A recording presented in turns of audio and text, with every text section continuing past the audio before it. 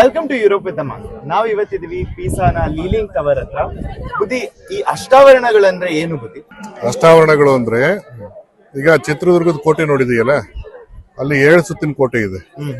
ಸಾಮಾನ್ಯವಾಗಿ ಕೋಟೆ ಯಾಕೆ ನಿರ್ಮಾಣ ಮಾಡ್ತಾರೆ ಅಂದ್ರೆ ಒಳಗಿರ್ತಕ್ಕಂಥ ಅರಮನೆಯ ರಕ್ಷಣೆಗೋಸ್ಕರವಾಗಿ. ಆ ತರದಲ್ಲಿ ನಮ್ಮ ಒಳಗಿರ್ತಕ್ಕಂಥ ಆತ್ಮವನ್ನ ರಕ್ಷಣೆ ಮಾಡೋಕ್ಕೋಸ್ಕರವಾಗಿ ನಮಗೆ ಬಸವಾದಿ ಶರಣರು ಕೊಟ್ಟಿರ್ತಕ್ಕಂಥ 8 ಸುತ್ತಿನ ಆವರಣಗಳೇ ಅಷ್ಟಾವರಣಗಳು. 7 ಸುತ್ತಿನ ಕೋಟೆಯ ಒಳಗಡೆಗೆ ಅರಮನೆ ಇರುತ್ತೆ, ರಾಜರ ಭಂಡಾರ, ಆಡಳಿತ ಕೇಂದ್ರಗಳು ಎಲ್ಲವೂ ಅಲ್ಲಿರ್ತವೆ. ಅದೇ ತರದಲ್ಲಿ ನಮ್ಮ ಇಡೀ ಬದುಕನ್ನ ನಾವು ಜೀವಂತವಾಗಿ ಇಟ್ಟಿರೋದಕ್ಕೆ ಕಾರಣ ಆಗಿರೋದು ನಮ್ಮೊಳಗಿರ್ತಕ್ಕಂಥ ಆತ್ಮ ಈ ಲೋಕದ ಮಾಯೆಗಳಿಗೆ ಒಳಗಾಗಲಾರದೆ ಇರೋ ಹಾಗೆ ಅದನ್ನ ಕಾಪಾಡೋದಕ್ಕೋಸ್ಕರವಾಗಿ ರೂಪಿಸಿರ್ತಕ್ಕಂಥ 8 ಆವರಣಗಳಿಗೆ ಅಷ್ಟ ಆವರಣಗಳು ಅಂತ ಕರೀತಾರೆ.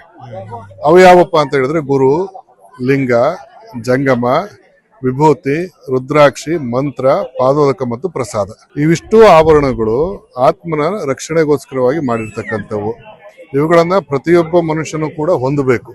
ಅದು irrespective of caste, Creed, sex, ಜಾತಿ, ವಯೋಲಿಂಗಗಳ ಭೇದ ಇಲ್ದೇನೆ, ವರ್ಗ ಭೇದ ಇಲ್ದೇನೆ ಪ್ರತಿಯೊಬ್ಬ ಮನುಷ್ಯನು ಕೂಡ ಇವುಗಳನ್ನ ಅಳವಡಿಸಿಕೊಳ್ಳೋದಕ್ಕೆ ಮತ್ತೆ ಇವುಗಳನ್ನ ಉಪಯೋಗಿಸಿಕೊಂಡು ಆತ್ಮನನ್ನ ರಕ್ಷಣೆ ಮಾಡಿಕೊಳ್ಳೋದಕ್ಕೆ ಯೋಗ್ಯರು ಅನ್ನುವಂಥದ್ದು ಈ ಅಷ್ಟಾವರಣಗಳಿಂದಿರ್ತಕ್ಕಂಥ ಒಂದು ತಾತ್ವಿಕತೆ. ಆನಂತರ ಈ ಅಷ್ಟಾವರಣಗಳನ್ನ ಮೊದಲು ಅಳವಡಿಸಿಕೊಳ್ಬೇಕು, ಆಮೇಲೆ ಪಂಚ ಆಚಾರಗಳು, ಆಮೇಲೆ ಷಟ್ಸ್ಥಲಗಳು. ಇವು 3 ಒಟ್ಟಿಗೆ ಸೇರಿದಾಗ ಜೀವ ಶಿವನಾಗೋದಕ್ಕೆ ಸಾಧ್ಯವಾಗುತ್ತೆ. ಅದ್ಭುತ ಬುದ್ಧಿ, ಧನ್ಯವಾದಗಳು. ಶರಣಾರ್ಥಿಗಳು.